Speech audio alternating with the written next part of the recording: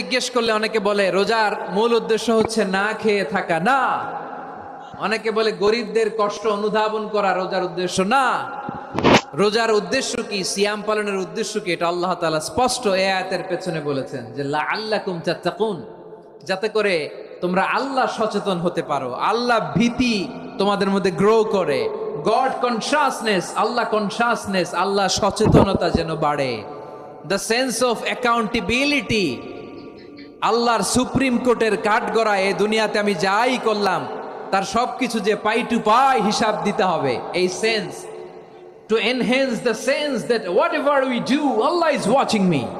আপনি যাই করেন কেউ দেখে না, কিন্তু দেখে কে?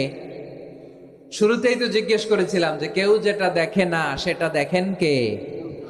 কেউ যেটা শোনে না সেটা শোনেন কে?